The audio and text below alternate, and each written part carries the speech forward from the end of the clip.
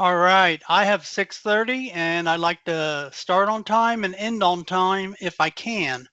Welcome to Water Wednesdays. I'm John O'Connell, your host, and this is brought to you by Texas A&M AgriLife Extension and my Water Resources Committee. So some of the members are here in the audience and they help me design these programs and we select the topics. However, if you want to have input, you can drop it in the chat and let us know some of the topics you'd like to hear about in the future.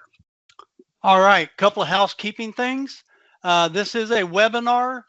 Your microphone and camera have been muted and turned off, and that's by design. We had 240 something people register for this webinar.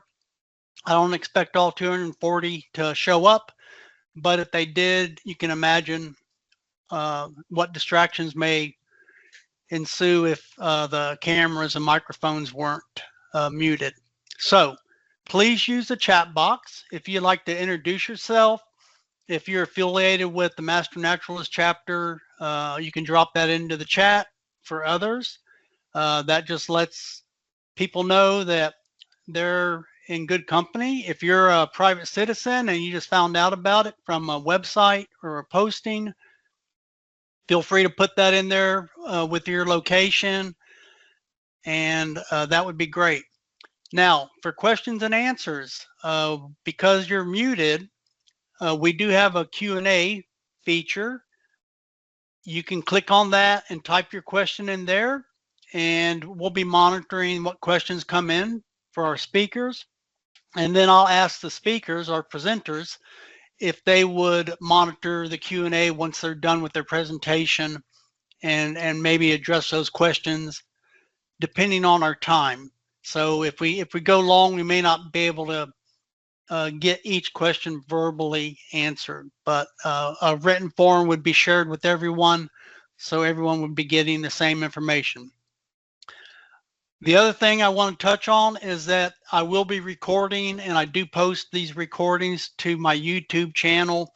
There's other content on there from the past Water Wednesdays, as well as some of the advanced training that we've done with the local chapter of Master Naturals here. So I'll send that link out to everyone that's in attendance so they can check that out. Also, I will be doing a follow-up customer satisfaction survey with each of you, and I will send the link out to everyone that is in attendance for that. Now, it is optional to fill it out. However, if you do complete it, you will be eligible to win a door prize that's going to be randomly selected. So, and then that will be shipped to you directly you'll be notified, and then that will be shipped to you directly. So do take advantage of that if you wish. Finally, please consider donating to Water Wednesdays and keeping it free. The content that we present is of high educational value and quality, and I would encourage you to consider donating. Whether you're a chapter or a private individual, you can take your phone out and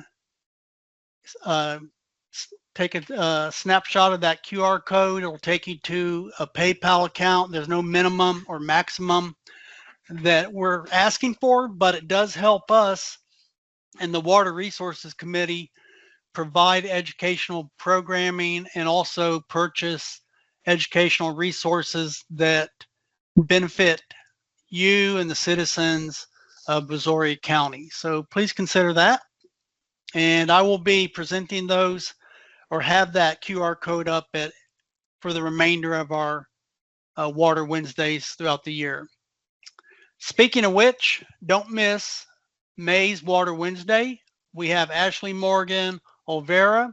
She's with the Texas Invasives Institute, and she's going to be presenting on aquatic invasive species. Finally, getting to the main event, the title of tonight's presentation is We All Live in a Watershed, and our presenters will be Celina and Christina. So with that, I will turn it over to to Mickey to introduce Celina, who will be our first presenter. Mickey, I elevated you to presenter status and I just allowed the mic again. Are you still muted? There you are. I am here now. I was Wonderful. Speaking. I kept going, where's my mic? Where's my mic? Well, we'd like to introduce this first speaker, Celina Lowry. She is an extension program specialist with Texas Community Watershed Partners. This is a program of the Texas A&M AgriLife Extension Service through the Disaster Assessment and Recovery Unit. Celina plans and executes programming on the impacts of land use on watershed health and water quality. As a watershed coordinator, she collaborates very closely with committees in Brazoria and in Galveston counties to engage stakeholders through outreach and on-the-ground best practices in mitigating stormwater pollution. She started with the Texas Community Watershed Partners in 2015, and in 2020 she joined the Green Infrastructure for Texas team, and with that team she works with communities in finding nature-based solutions to manage stormwater for flooding and water quality benefits. Her prior experience includes environmental consulting and managing environmental compliance programs. She holds a dual MS degree in environmental science, environmental biology, and environmental management from the University of Houston, Clear Lake. So if everybody will welcome Celina. Hi, thank you so much for the introduction. Is it about time? Do you want me to go ahead and share the slides now? Please. All right. This should be it. Go ahead and adjust things a little bit on my end. Okay. So I'm here with my colleague, Christie Taylor. Get this to click. We are on the Green Infrastructure for Texas team. And as you guys said, we're part of the Disaster Assessment and Recovery Unit. And what our team does is work to help communities and help people by using practices and I apologize, I'm sorry. When you see disaster and assessment and recovery, you're thinking this has to do with hurricanes, this has to do with recovering following a storm. So our team is really looking at what you can do before that happens. How can we develop differently? How can we live on our landscapes in a way that is more balanced? And so that's what today is going to be about. Our office is located between Houston and Galveston. I saw many of you that joined are from our area, but there's people here from around the state, it looks like, through the chat. And so we work here on the coast, but we also work further inland. Trying to change slides here.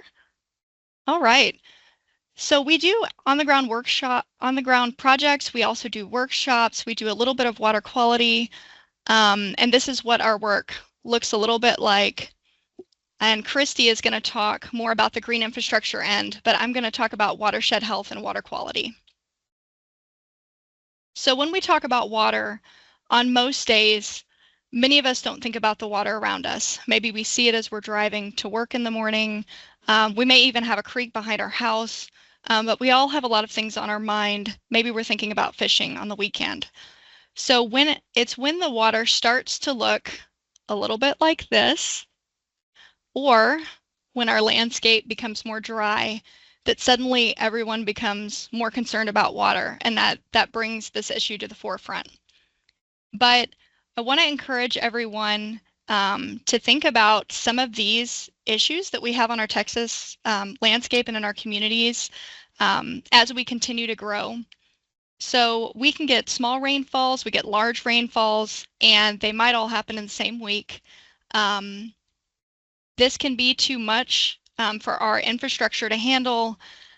And so we can look at what we can do on our own properties as well as what our communities are doing to help us handle large and even smaller events. And some of the ways we can do that, Christie will dive into. But it even looks at, and many of you know this as master naturalists, looking at the plants that we're choosing. Can they handle our local conditions? Can they handle our local soils? So I want to start out with water conservation and water quantity. Every 5 years, the Texas Water Development Board updates this state water plan for the whole state. It's a future-looking document. It looks at our current needs, what we might need as we continue to grow over the next 50 years. And they're based on population projections and other factors.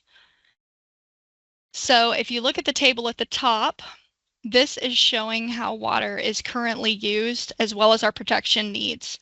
So you can see on the left, you see 2020. We're going up decade by decade all the way to 2070 with the state water plan.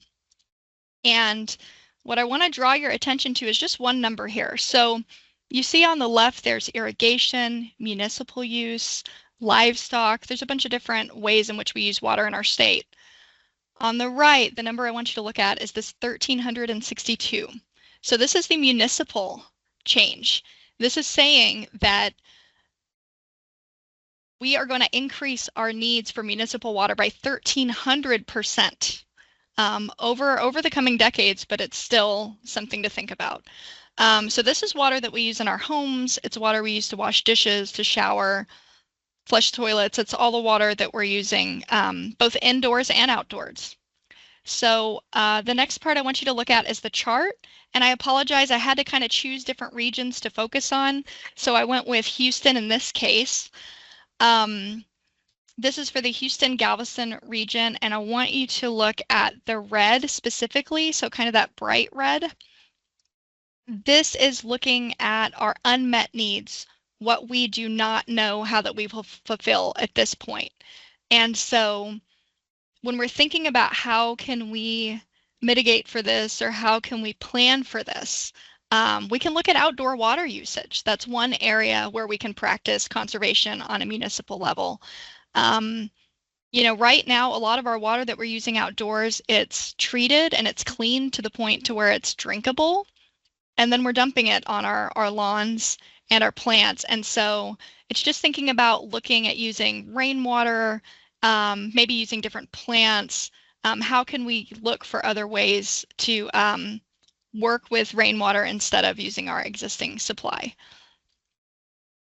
Okay, so this is a outline of where I'm going with my talk. Believe it or not, Christie and I are going to share an outline. Her talk on green infrastructure is going to fall under that very last bullet.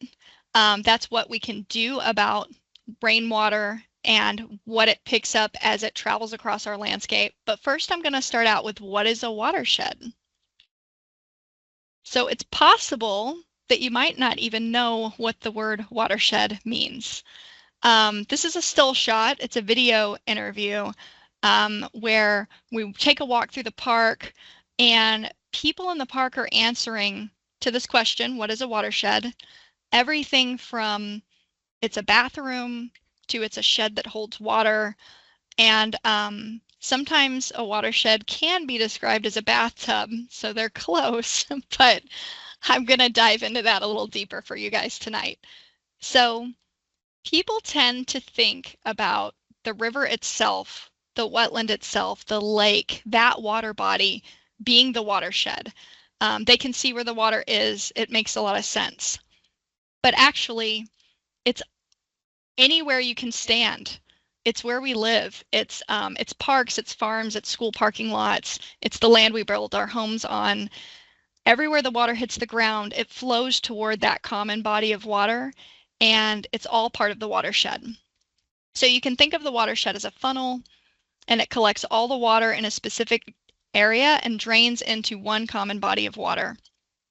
And the boundary of that watershed down in our part of the state of Texas, you know, where it's very flat, it's harder to determine that. But as you're moving and there's more hills and there's different landscape features, you can kind of see where the highest points of the area are, and the water will flow down toward that stream. So again, everyone in the world lives in a watershed, and we use this water for our drinking water, for our recreation, and even business. All right, so we're going to jump really big. Waterways can be small, and they can be really large. So when you have a really large river like the Mississippi River, the area of land contributing to that water is a lot larger. And it's also more obvious here that watershed boundaries are not city lines. They're not political boundaries. It's our environment. And this is a natural boundary. So it's a holistic way to look at the landscape and acknowledging that our health and our economy and a lot of what we do in our lives depends on this watershed being healthy. So if you think about passing legislation or adopting practices to protect this much land, that can be very difficult.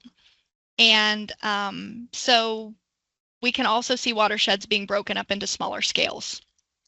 So I'm going to go ahead and move on with another example. Again, we have people on the webinar, it looks like, from many areas around the state. This is not my watershed, but I have done a presentation here. This is the Colorado River. It's not the same river that's in the state of Colorado that flows through Arizona and Utah.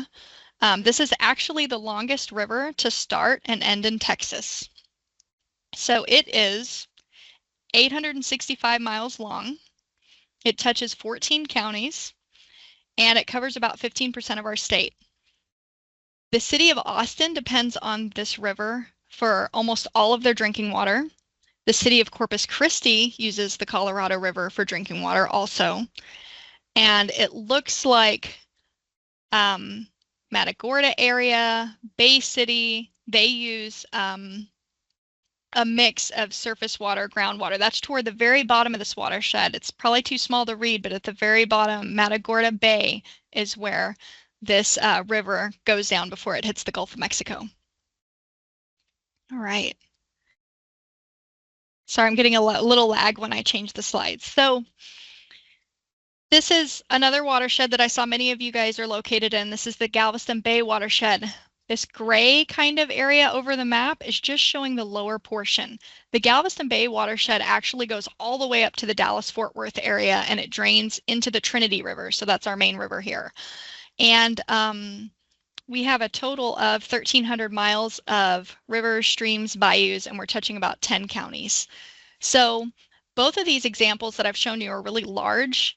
But what if you're looking at the creek in your backyard? That is actually part of a larger watershed, but we can also break these areas up into smaller units. So one small watershed, I don't know if anybody on the call, this is their watershed. But again, just kind of wanted to show this spans Brazoria County a little bit, and it's mostly within Galveston County. And again, I'm having problems changing slides sometimes. So I want you to imagine that this is where you live. This isn't the same streets. This is not your bayou or river. But with this view, it's a little closer up, and you can start to imagine your schools, your subdivisions. So drop by drop, as the water hits the ground within this black boundary around the edge, some is going into the soil, some is hitting your groundwater resources, but a lot of it's making it into that local bayou. And in this case, it goes into Galveston Bay and the Gulf of Mexico. So now we know what a watershed is. We're going to move on to stormwater runoff. Okay. So the water cycle. My child is in elementary school and she just did the water cycle. It's been a long time since I've, I do it in work, but I can see how for you even, it may have been a long time since you've seen the water cycle. So In the water cycle, there's rain. And what happens to it when it hits the ground? That's what we're going to focus on today. The water that infiltrates down and the water that runs off into our local streams and bayous. So whenever it rains, the first thing that happens is plants are there, whether they're trees, they might be coastal prairie grasses. They actually intercept a lot of the rain that comes down. And they're going to use some of that and stop it, evapotranspirate it back up into the air. So some of the water doesn't even make it to the ground when you have vegetation like this. But if it does, it can soak into the soil with the plant roots. It can get into the air pockets in the soil, and it can go all the way down into the aquifer. But another thing it does is move laterally within the soil. So you can see how there's multiple arrows here. There's the arrow at the top, at the surface where we can see the ground, but there's also stuff going on underneath the ground, and that water is also moving a lot slower, but it's still going toward our local waterway. So you'll notice that a lot of these arrows are very similar in size. It looks like this is a pretty balanced system. Okay. So now we have another scenario where we're starting to build. We build our communities. We need homes and we need schools, we need churches, all the things to do our life. And we actually change this water cycle a little bit when we do that. So now when it rains, there's a little bit less vegetation to intercept the rain. There's also part of the land is built out. We've added some impervious surface or some concrete, some rooftops. So not as much can soak into the soil. But even in constructing our properties, they use heavy equipment. They have tractors, they have trucks, they have things that are driving, and that kind of pushes into the soil and it reduces the air pockets, so there's less water that can soak in. So the soil in our yard holds a lot less water than the ecosystem to the left, whether that's a prairie or a forest. And so you can see that change the size of the arrows. The surface water runoff arrows are a lot larger in this scenario. Okay, I have my first poll question, and I think those letters on the screen should be big enough, but just in case. The water quality in streams in urban areas, developed areas, begins to go down. This happens as we're adding that impervious cover, as we're developing in our watersheds. So we're looking to see if you can guess at what percent of impervious cover or concrete, rooftops, all those things, do we start to see a decline in our surface water quality? So our magic number here is actually 10%. So once the impervious cover reaches about 10%, we start to see the stream quality, the banks, we start to see changes in our local waterways. When it exceeds 25%, which isn't even one of these higher numbers, that's when we can start seeing significant changes. So I'll go ahead and keep going on here if I can get my slide to advance. All right, I have another one for you guys. We're looking at a yard, a 1 acre yard, and we want to imagine it receives a 1 inch rainfall, which isn't too hard to imagine. It's kind of a small amount of rain, but how many gallons of water do you think fall on that 1 acre yard during a 1 inch rainfall? Celina, they're saying that you need to share your screen. Oh, excuse me. There you guys go. You didn't miss anything. We're just on the next slide, so we're good. And again, we're not, oh, interesting. Okay, so we don't have that poll function, so if you guys want to use the chat, and I'm glad to see all your answers because that means that you can see the slides, you can read the numbers, all that good stuff, so that's really good. They're still rolling in. I'm going to wait a little while. It's all across the board. Not a lot of A's, but I'm seeing a lot of the other answers. John, you can always tell me it's been a minute if you want me to. I wasn't paying attention to time. Okay. Okay. Looks like I'll it's time slowed you the down next too. time, though. Sounds good. Thank you. Mhm. So your answer is actually D. It's at 27,200 gallons, which is a lot. And it's just surprising. You know, we don't think about this stuff every day. We live in houses, we see the rain come down, but we don't really know how many gallons we're receiving. Yeah, I see a wow in the comments. I had to check it and I have a source for it. So it is surprising. Okay. So, all right. I have more. They're not all together, but I do have quite a few together here. Okay. Now, I'm going to talk to you a little bit about organic matter, just in case you're not familiar. I'm talking about in your soil, the part of your soil that's made up of plant and animal, mostly plant, material that's decomposing. This is what helps regulate your soil temperature. This is what acts as a sponge to regulate the water. It supports diversity of organisms. So the question is, if you increase this organic matter in 1 acre of soil, so I have a picture of a football field and an acre kind of drawn out, by only 1%, how many more gallons of water can the soil hold in the top 6 inches? And the responses are rolling in. Okay, that was a minute. All right. The answer is B. It's about 25,000. I think my next slide just shows I've seen anywhere between 25,000 and 27,000 gallons. And from what I understand, it takes time to build the organic matter in your soil, but it can be done. And you receive a lot of benefit from that. Okay. Moving on to stormwater runoff pollution. Okay. It's very jargony. It's something this is terminology that's used pretty widespread, but not everybody uses these words every day, right? So a lot of people are familiar with a plant or a pipe or something that they can point to that can contribute to poor water quality, right?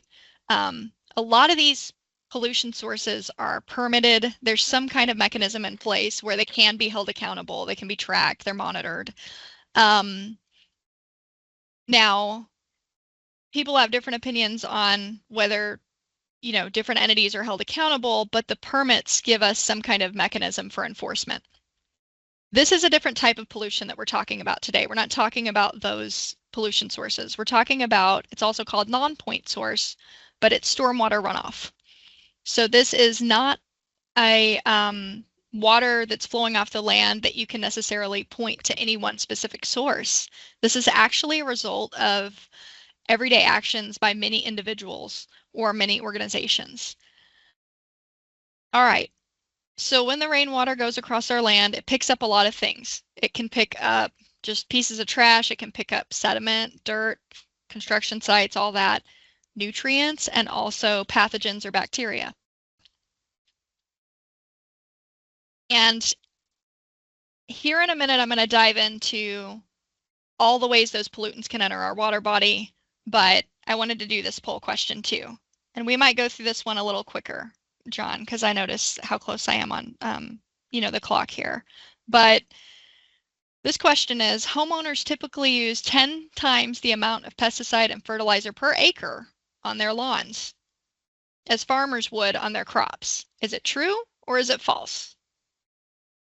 And I don't want to sway anybody's answers, but I'm looking at this chat and it is like, there's a couple of falses thrown in, but there's a lot of truths. So I'll go ahead and reveal the answer here in just a couple seconds when John tells me it's time.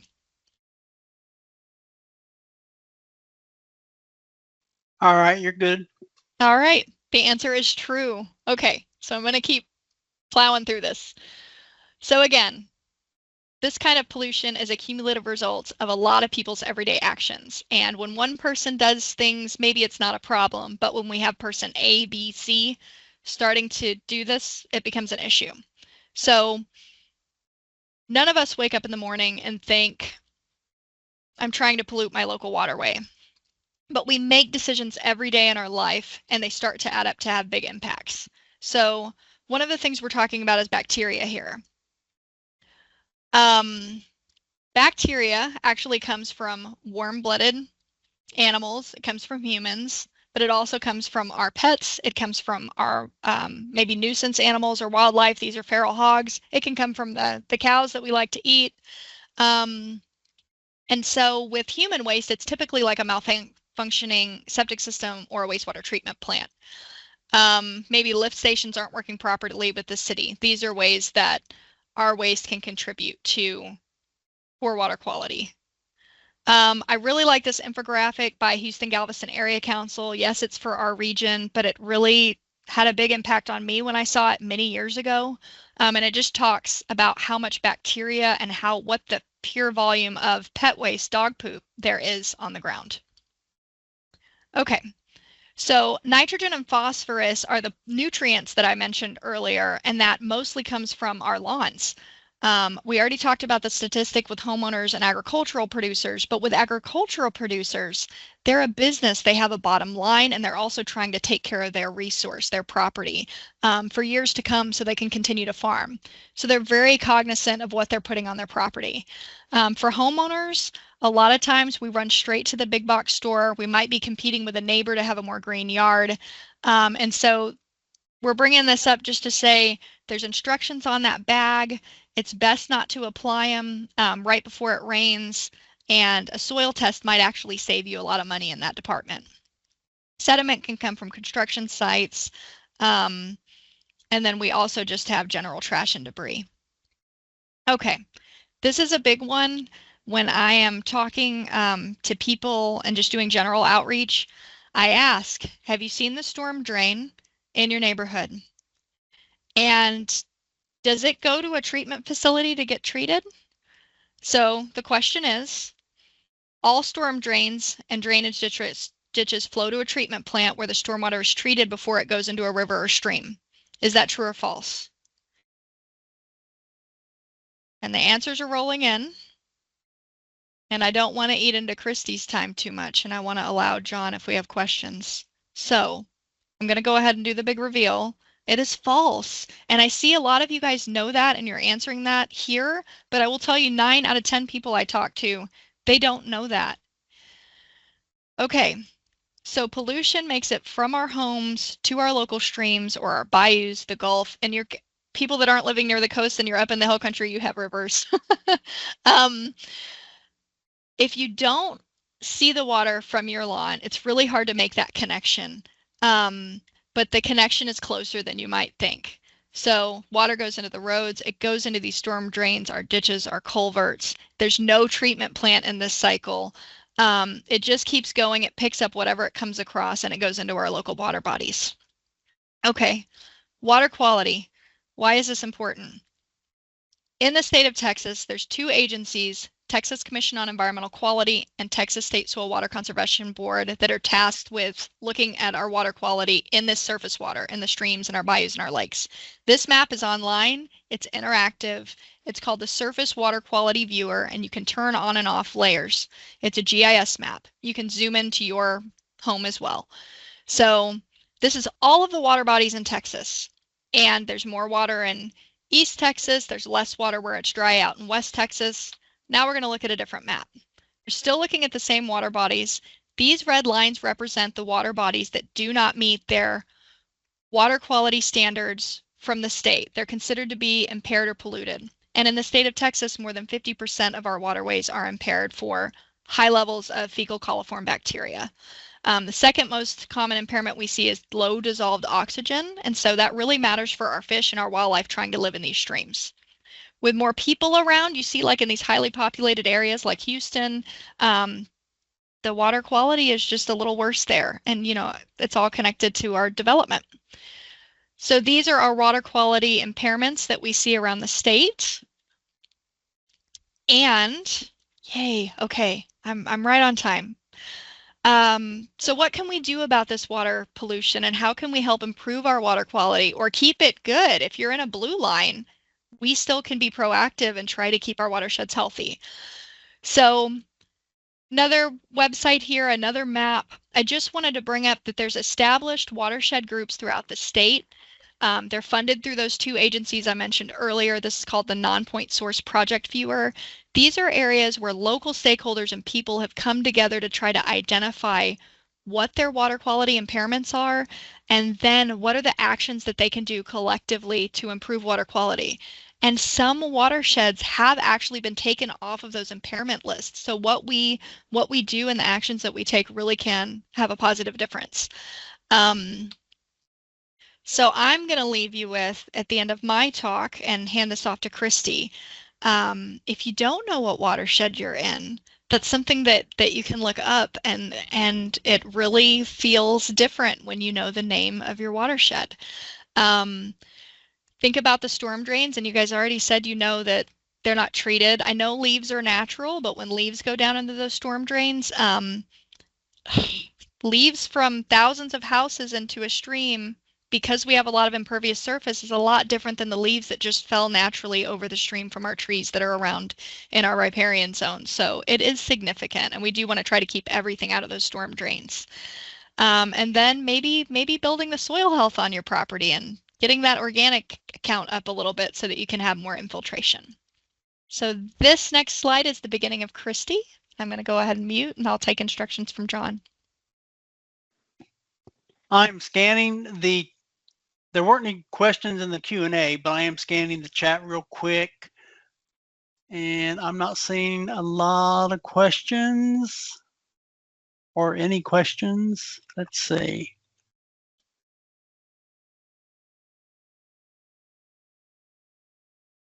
And one question was just about recording, which was answered. So comments, a lot of responses to the poll questions. They really like those poll questions. But no questions that I can see, and I'm right down towards the end. All right, I think I will scan it again, and if we have time, we'll circle back on that. How's that? Okay. I'm not seeing any questions at this point. Just as a reminder, if you have any questions for our speakers, be sure to enter those in the Q&A or the chat. I check them both. With that, Marlon, you're up to introduce our next speaker. All right, a question did pop up. Someone's asking, what's the proper way to dispose of dog and cat poop? So pet waste, if left on the ground, does contribute bacteria to our ecosystems. It is recommended to pick it up and to put it in the trash, just to mitigate that. I saw a study, kind of an interesting statistic, that per gram per unit or volume of poop, believe it or not, dog waste has a much higher bacteria count than other animals, even cows. So that's a very significant contributor to bacteria in our waterways. Christie Taylor is an AgriLife Extension Program Specialist at the Texas Community Watershed Partners, where she manages the Stormwater Wetland Program and the Green Infrastructure for Texas High School Intern Program. Christie holds a Bachelor's of Science in Marine Biology from Texas A&M University Galveston and a Master's in Range Ecology and Management from Texas A&M University. Christie has worked in the field of wetlands science for 20 years. Christie was awarded the Disaster Assessment and Recovery Unit's Excellence Award in March of 2025. She has been with TCWP since December 2018 as part of the Green Infrastructure for Texas, GIFT. That's a nice acronym. As part of the GIFT team, Christie presents the benefits of wetlands at multiple community workshops, master naturalist training classes, and school groups. She created and implemented the GIFT High School Internship Program, a training program designed for future professionals in green infrastructure. Before joining the team, she worked as a wetland consultant and independent wetland delineator for 14 years. It's all yours, Christie. Thank you. So I'm going to talk about how we can treat stormwater before it gets to the streams. And talk about some of that green infrastructure that we can implement. Celina, next slide. So green infrastructure is an approach to land development or redevelopment that works with nature. So that's where we get the green part. And then we manage stormwater as close to its source, as close to where it falls as possible. So ways, other terms for green infrastructure could be low impact development, stormwater management practices, best management practices, blue-green infrastructure, and stormwater retrofits. So there's lots of terms for this. Some people call it nature-based solutions. These are just some of the things, but we're all really talking about the same things, and that's working with nature to regulate the amount of water or flooding and the quality of water in our streams and bayous. So I think this next slide.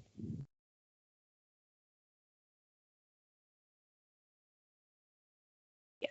So this is a hydrograph.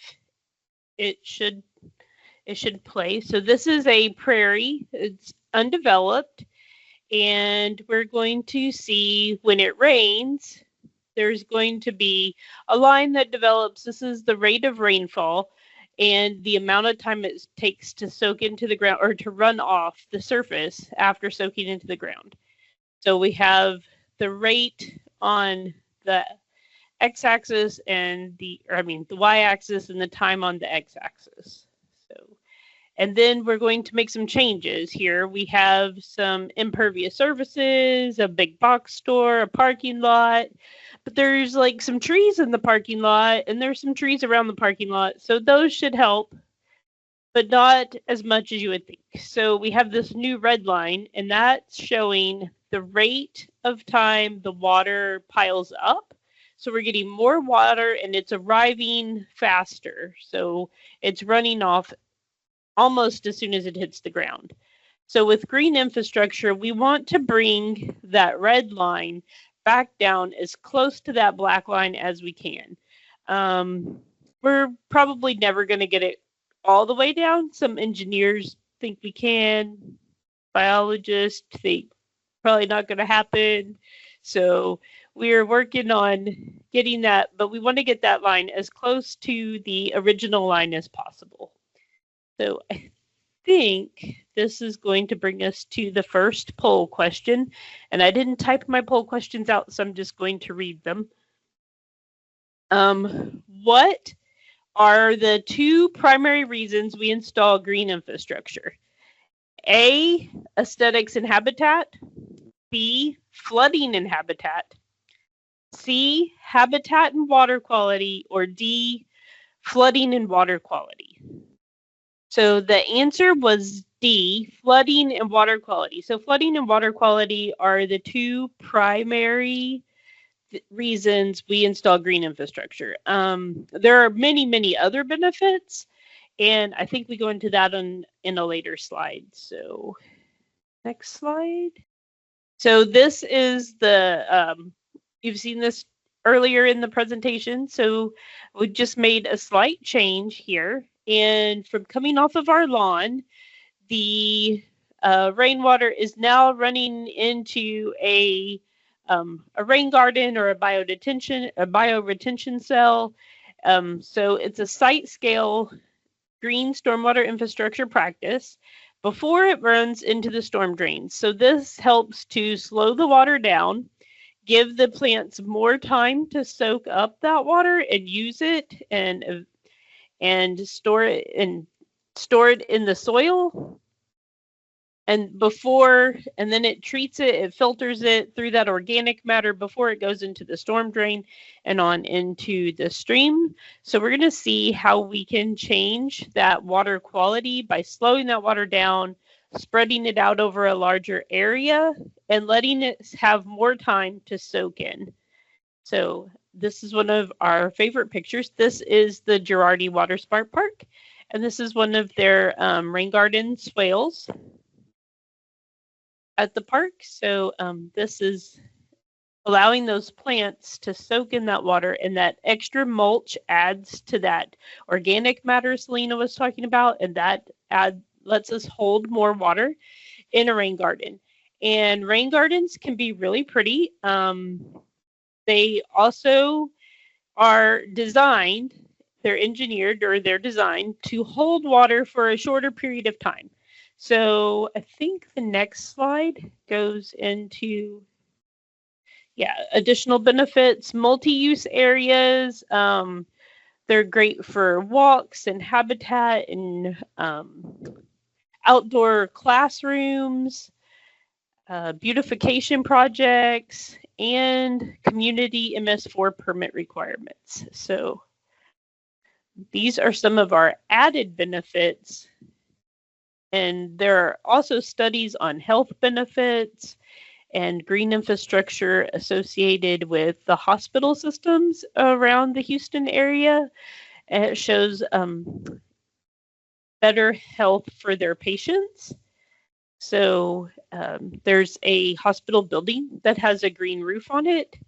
And since the air conditioned vents are on the roof, that cleaner, more oxygenated air from the plants on the roof is going back into the building, and it's making the air quality inside better than what it would be if it was just recirculating the air from inside. Also, the beauty and the nature, we get a lot of calming benefits and health benefits from that as well. Next slide. Okay, so we do green infrastructure in our office in 3 scales, and we like to talk about it in scales that anybody can do up to large parks and municipalities and things like that. So we have site scale practices, and that's anything that can be done on a single piece of property. So this is something you could do at your home, you could do at your business, you can do at your school, anything that is like a single property. So that could be a swale, as in this picture, a drainage swale that's permeable. It can be a small rain garden. It can be tree boxes on sidewalks or planter boxes at downspouts. It can be green roofs, green walls, green facades, permeable concretes, permeable pavements in our driveways and parking lots. All of those things are site scale. A mid scale, we're going to go up, and it's going to be kind of the neighborhood scale. It's going to be anything that is neighborhood related. Larger detention basins fall into this area. Examples like Exploration Green, Willow Waterhole. Some of those larger stormwater wetlands are going to be in the mid-scale area. Another mid-scale practice would be the design of our neighborhoods and using a conservation design. So a conservation design is anything that is like 50% still natural land, undeveloped. And then we go all the way up to large scale, and you're saying like, how are parks and natural areas green infrastructure? There's nothing there. We didn't do anything. But restoring these areas, protecting these areas, and keeping them lets us use them as infrastructure, as flood protection and buffers. And it also helps resupply those aquifers that we get water from underground. So it gives us that space, that open area for that water to soak into the ground, be filtered, and recharge our aquifers so that we have less of that deficit of water.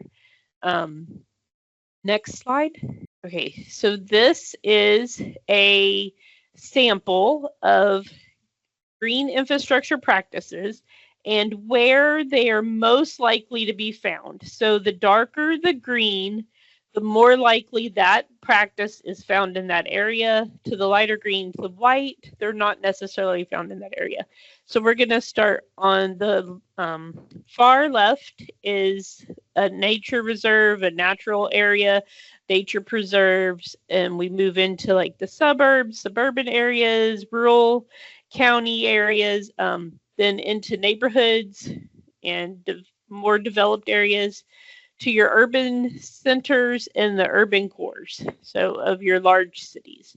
So as you can see, one of the first green infrastructure practices they talk about is good housekeeping or good nature keeping. Like that's just cleaning up after our trash, picking up trash in our waterways, getting that trash and debris where it needs to be, removing that dog poop, picking that up when we take our dogs for a walk. And that is good to be across the board. Wherever we are, we can do that. And then rainwater harvesting, that happens more to the natural resources, natural preserves, and all of that. It's harvested right there in the ground. It's there. And then the suburbs and the neighborhood centers and things, they can have cisterns and rain barrels and things like that. So you're going to have more rainwater harvesting in areas of more room, but you can also have them in your neighborhoods and on your property with those rain barrels attached to our houses. You can even use, as you go closer to the urban centers and things like that, even flower pots on our patios and stuff, those are going to collect some water. You can set out watering cans when it rains. That's a way to harvest the rainwater to use it later, so we're not using our drinking water to water our plants and gardens. Water smart landscaping, using our native plants that are native to our areas that require less maintenance, less watering, and all of those things. And then we have pervious pavements. Those are obviously going to be more suburban to urban areas.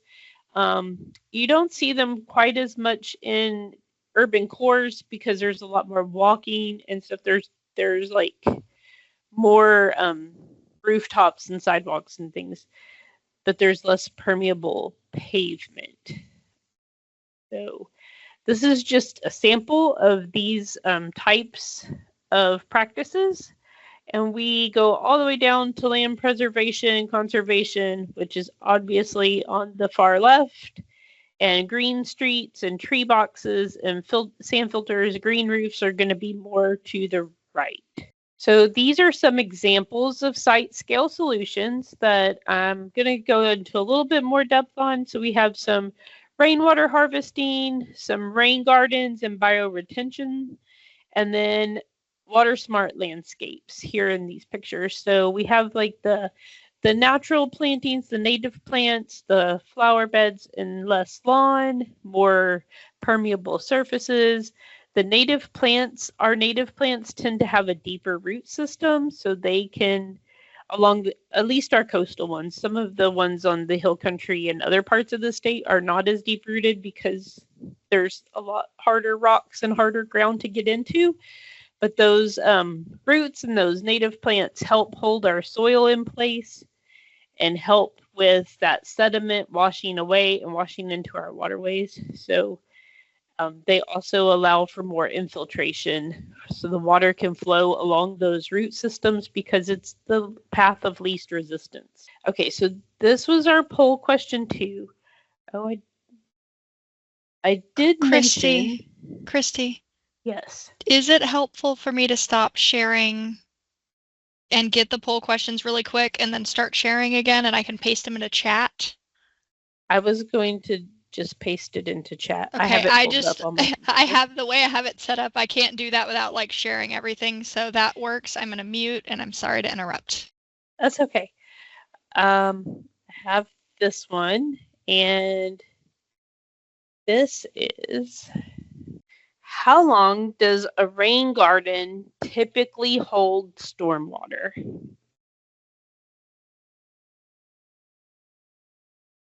8 hours, 12 hours, 24 hours, or 48 hours?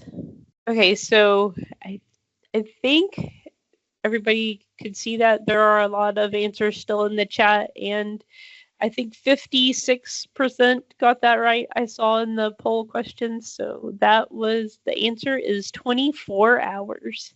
And I don't think I even told you. You all just knew. Next slide. So we're going to talk a little bit about rain gardens and bioretention and what's the difference between the two. So these terms are used interchangeably a lot. Rain gardens, bioretention, they're very common terms in green infrastructure. They're used interchangeably, but for our intents and purposes, a rain garden is a depressed version of a garden. So it's taking your regular garden and kind of flipping it upside down and inverting that into the ground. So you're going to dig a depression, and then you're going to plant it from like the middle out to the outer edges, and then you're going to mulch it. And you want to have 2 to 3 inches of mulch on the surface of your rain gardens. The picture below is not the best example. It was not recently mulched when I took that picture, but that is my son's Eagle Scout project. He put in a rain garden at our church to collect the rain coming off of the roof of the building and to keep it from splashing up on the sidewalks, because he was afraid somebody was going to slip and fall. So he wanted a place for the water to run off and be contained for a little while and not spill out onto the sidewalks. So he put in a rain garden as his thing, as his project. And that's probably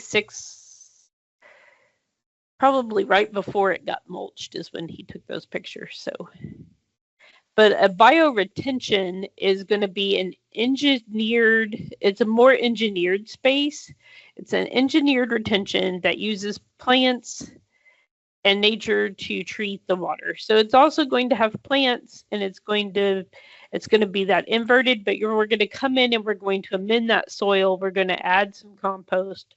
We're going to put in an underflow drain pipe, and it's going to tie into a stormwater outlet. It's going to tie into the storm drain system somehow. So it has the engineering and the piping and stuff underground that you may not be able to see, but it's a more engineered design than just your typical rain garden, like that you can put in at home or somewhere that has surface. So you would use a rain garden more if you're using just surface flow and it's not flowing in or connecting to a storm drain. If it's just sheet surface flow, rain gardens slow that water down and allow it time to soak in. Bioretention is, again, it's more along your sidewalks, along your streets, where you can tie into an existing storm drain, parks, and that kind of thing. So those are the main differences. They both are designed to hold water for no more than 24 hours because we can get a really heavy rainfall one day and then 2 days later get another really heavy rainfall. So we want that water to be able to soak in and evapotranspirate back out before the next heavy rainfall event. But these plants are also very versatile and adaptable because they may be dry. We may have a whole month of no rain, especially in the middle of July. So that's where we use the native plants and the native plantings. Next slide, I think we're going to talk about some rainwater harvesting and collection practices. So these are 2 examples of rainwater cisterns or rain barrels. One is attached to a school building and one is attached to the side of a home. The one attached to the home, that is like a commercial trash can size rain barrel. You can buy them at the big box stores. You can buy them at Home Depot. You can buy them at Walmart. You can also make them out of plastic trash cans. You cut a hole in the lid and attach the downspout from your house to the top, and let the water flow in that way. You can cut into your drain pipes and attach them that way. So they come in all different shapes and sizes. It depends on your water needs and how many rain barrels you want. And I have one at my house. It's located right next to my front flower beds, so I don't have to haul the water very far.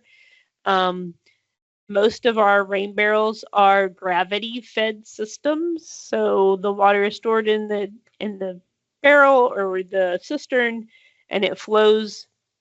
There's a spigot at the bottom, so the higher we raise it up off the ground, about 1 foot to 2 foot off the ground, to add to that gravity flow, it helps the water to go a little bit further. You can put a pump in, pump it out if you would like, but usually it's just gravity flow for ones at our homes. And they have some maintenance. So rain barrels are really just that: slow the water down, slow the runoff down from reaching the stream. You're storing it for a time period, and then you're going to use it for any non-potable source. So to water your plants, to water your lawns, to wash your car, to clean your boots, clean your gardening tools. Those kinds of things are great for the uses for rainwater. Watering our plants, they love the rainwater. They prefer that to our drinking water and chlorinated water. It helps them to grow, and plants don't like as much chlorine in their water.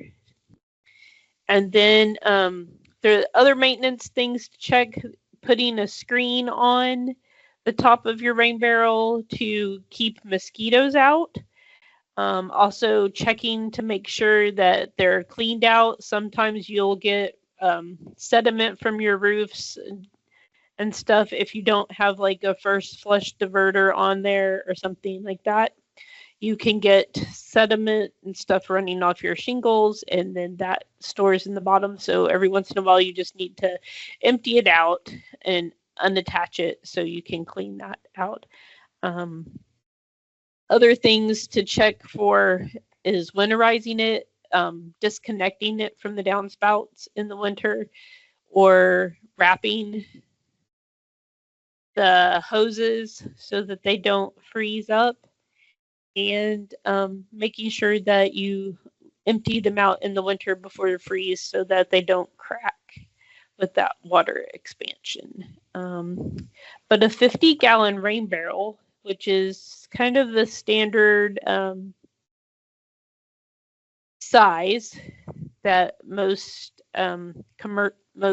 ones for your home come in, they can reduce runoff by 1,000 gallons annually by collecting that water and reusing it in times when it's not raining.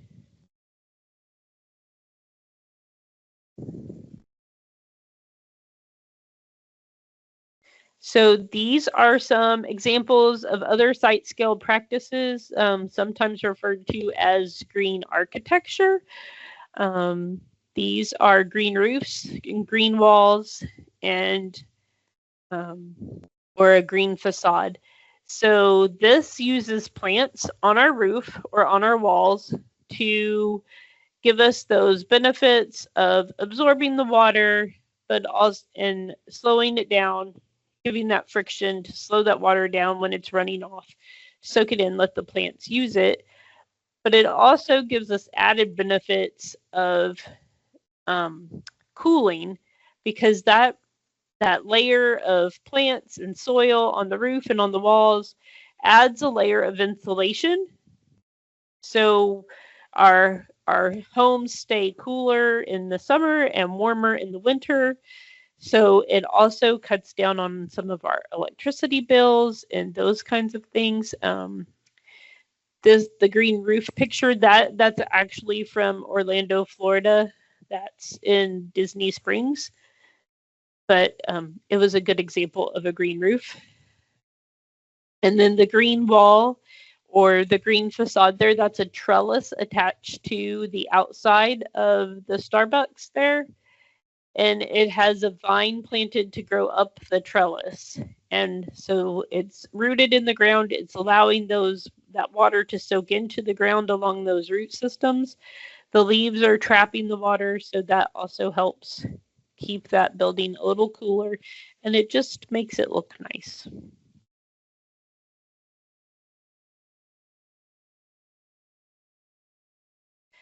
Other site scale practices are swales, which I talked a little bit about, the permeable swales. So this is a vegetated swale. They're shallow, they're easily mowed, they're easily maintained. The only thing you really have to do with the swales, it's still, the vegetation is still allowing that water to slow down. It's spreading it out over a longer period of time, or a bigger surface area, and letting it soak into the ground. Open swales like this one also have less mosquitoes than closed pipes. Closed pipes and shade tend to allow for mosquitoes to breed more, and open swales like this, the water can evaporate out, and also you can get the natural predators that can get the mosquitoes, and that water doesn't sit there as long as it does in a closed pipe system. And the picture on the right is a permeable parking lot, and the spaces are pavers. And so in a large parking lot, if you just reduce your, if you can make 20% of your parking spaces permeable, that will meet your water storage detention requirements for that area, and reduce your runoff by like 50%, just using 20% of your space. This parking lot flows into that little flower bed right there where the bushes are planted, so it helps to water that, and it doesn't cut off the flow or the root system there. I think that is all I have on those, and we're going to switch to mid-scale practices. So these are examples of mid-scale practices. The left is exploration green, and the right is a marsh restoration project from the Galveston Bay Foundation, and that middle picture there is a riparian buffer area. It's a vegetated buffer along a riparian zone, so which is also a mid-scale practice commonly used on farms and in farming lands to prevent those chemical fertilizers and pesticides and things from running into the riparian areas, the streams and the bayous. So we have stormwater wetlands, riparian vegetated buffers, and living shorelines. And so I think my next slide, I'm going to talk about some examples of stormwater wetlands. So a stormwater wetland is a created or engineered wetland. They can take catchment areas from anywhere from like 25 acres to 500 acres is like your catchment area for a stormwater wetland. Stormwater wetlands, they typically all consist of this very similar design. They have an inflow pipe, they have an outflow pipe, and they have a channel that connects the two. And within that channel, there's going to be shallow pockets and deeper pockets, and then a vegetated shelf that we can plant. If our wet bottom pond is too big, like we didn't have enough space for our development to have its capacity, we have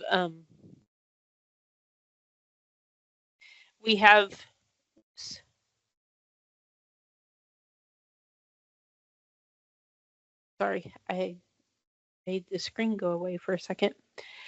So we have our wetlands. We can install floating wetlands. That's what I was saying.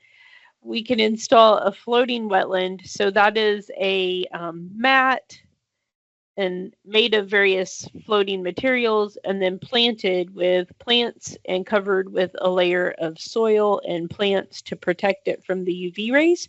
And then it's anchored in place in that body of water. So anywhere the side slopes are too steep and the water depth is greater than 2 feet, because plants can't grow below 2 feet of water. So anywhere the water depth is too deep or the side slopes are too steep for us to plant, we can install these floating wetlands. But this is like nature's version of the stormwater treatment. Like this is nature's version of a treatment plant, and the bacteria in the roots and the soil of the wetlands are going to have, like, the good bacteria are going to break down the bad bacteria from the fecal coliform bacteria and stuff that is harmful and make them less harmful and allow them to soak into the soil. And it also provides that extra organic layer to the water. And wetlands and floating wetlands both provide habitat for fish and for birds and other aquatic animals.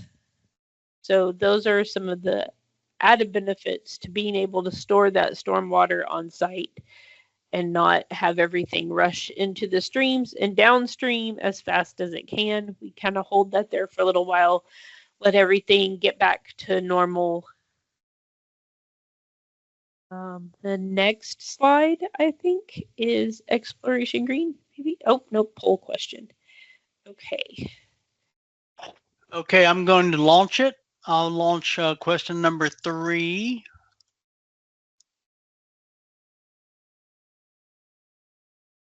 So that should be showing up in the chat.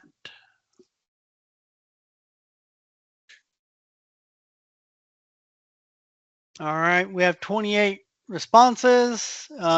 Give you 10 seconds. 10, 9, 8, 7, 6, 5, 4, 3, 2, 1. Closing the poll.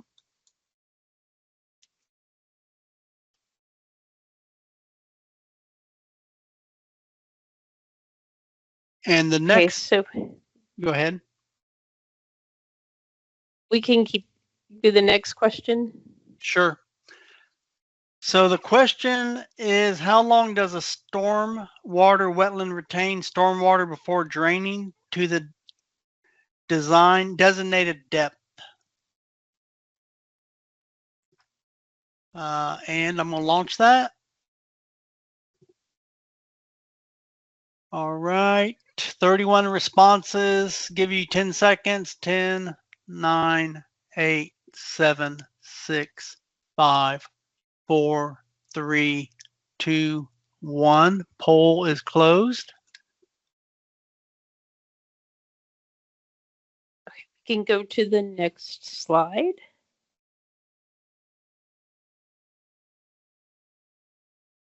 So these are some pictures and some examples of the stormwater wetlands. So this is the Pearland Nature Center floating wetland, and it's a 26-acre pond, and this wetland is maybe 5% of the pond surface area, but it adds that habitat and water quality benefits back to that area, even though it was too deep of a side slope to plant. The next picture, I think, will answer our poll question.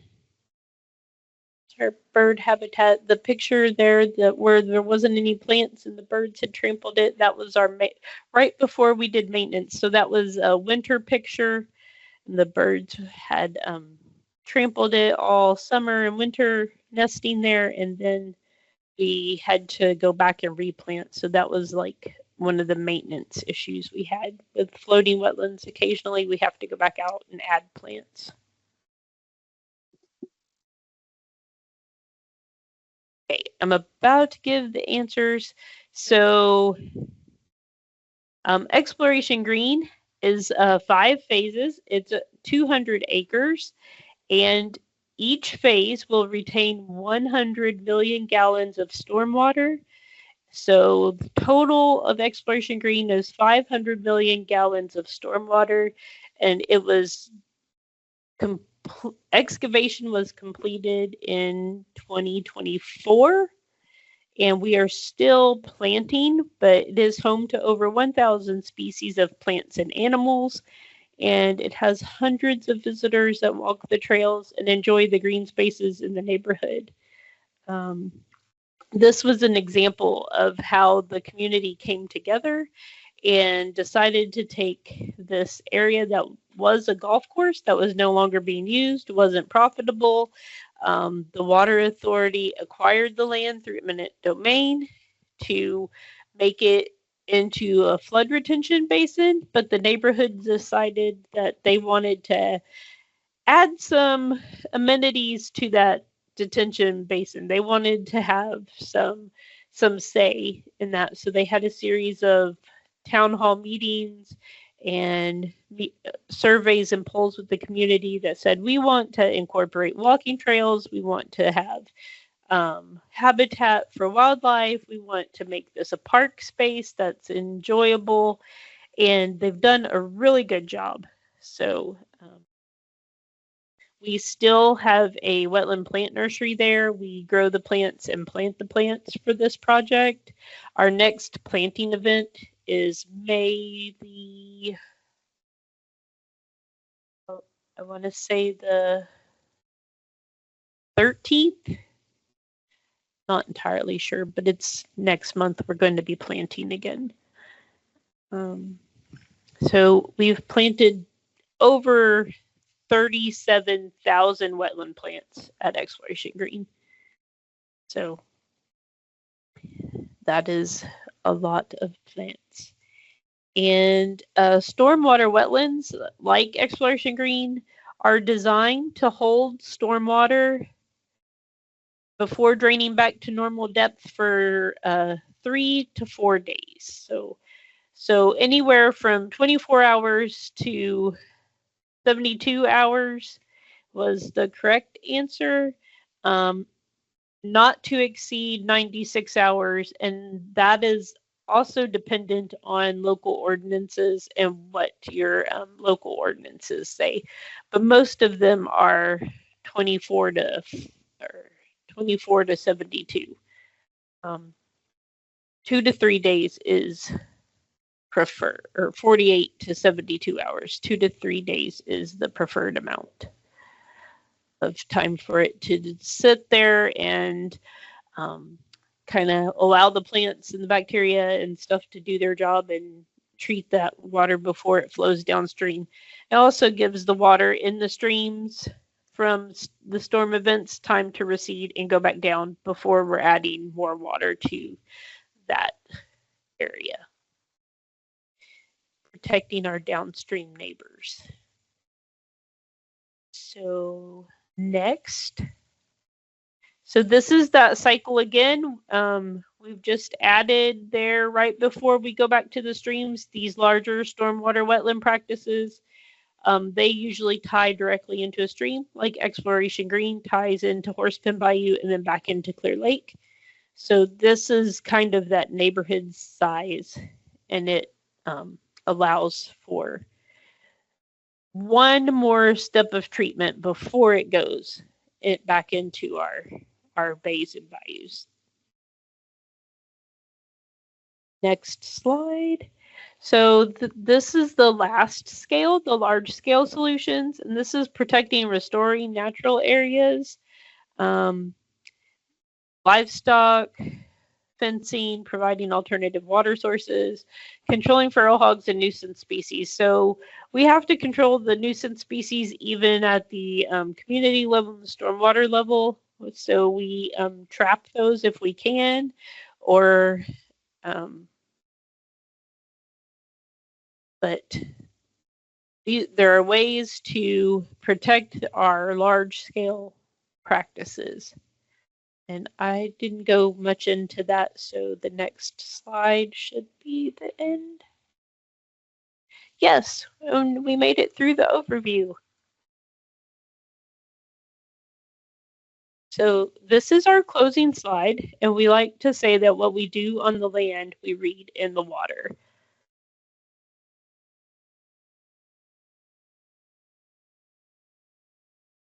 I didn't see any questions in the chat.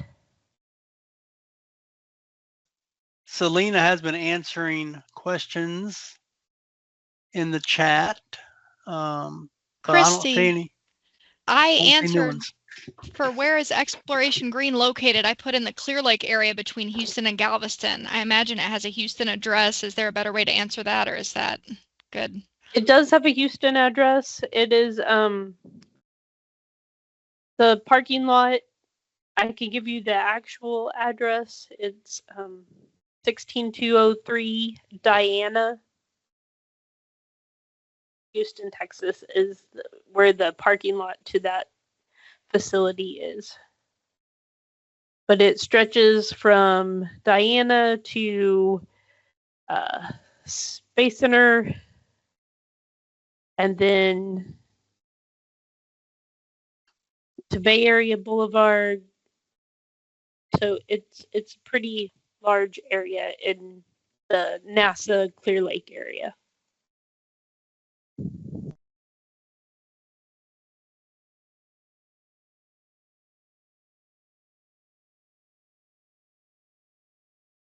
Christie, I don't know if you can see the Q&A, and John, cut us off if you need to, but there's a Q&A section that I'm seeing some questions now that I wasn't looking at. I was in chat. Oh, I see the Q&A.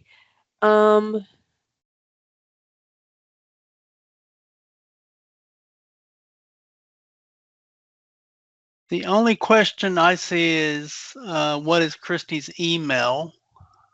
Oh, I guess there's one more. Where can I find the map with the red and blue lines? I got that one. Just TCEQ Water Viewer. Just dug into that. I'm posting the answer now, although there are other comments, so somebody else might have beat me to that. Yeah, I apologize for that. I was looking at chat, but not at this Q&A section. I have not used that before. Christie, you did have a couple more technical questions on how do bioswales differ from culverts. I'm not reading it directly, but we do have access to those. I asked them to email you. I put your email in there. Okay. And I can go through chat again. Let me stop sharing my screen. There was another question. Let me see if I can. Recommended reading, I see here. If you go to this QR code and you go to resources, there's a tab called fact sheets, and that is QR code. Let's share it again. There's a fact sheet section. I know it says fact sheets. There are some short fact sheets, but there's also a whole write-up from FEMA on Exploration Green. There's some case studies that show Texas projects that we did not necessarily do, but we wanted to highlight projects from all around the state. Please take note of our email. You're welcome to send any questions like this. We'd be happy to share more with you. Or if you lose a link, want us to dig it up for you, no problem. There's the Stormwater Wetland Manual is also on our resources tab, and other other recommended sources, I used a lot of sources from the North Carolina Extension Office for stormwater wetlands and floating wetland design. And there is a question someone's asking about, are the slides available? Sure, if you want to email us, we can send you the slides. And then there will be a recording that I post, and all participants will receive a link to that.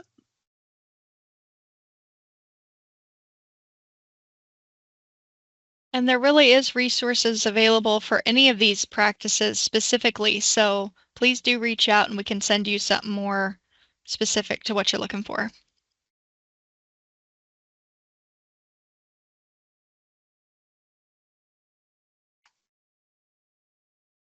All right. If there's no more questions, we're a little bit over the 8 o'clock hour. Thank you for hanging in there. But you know, here again, it was really good information. Unfortunately, had a few little technical difficulties, but that was finally overcome. But with that, you have their email addresses. So you'll have my email address if you need to get hold of me once I email everyone. But with that, good night and thank you for attending. And thank you, ladies, for presenting. Excellent information. And then don't forget, next in May, we'll have aquatic invasive species. Thank you and good night.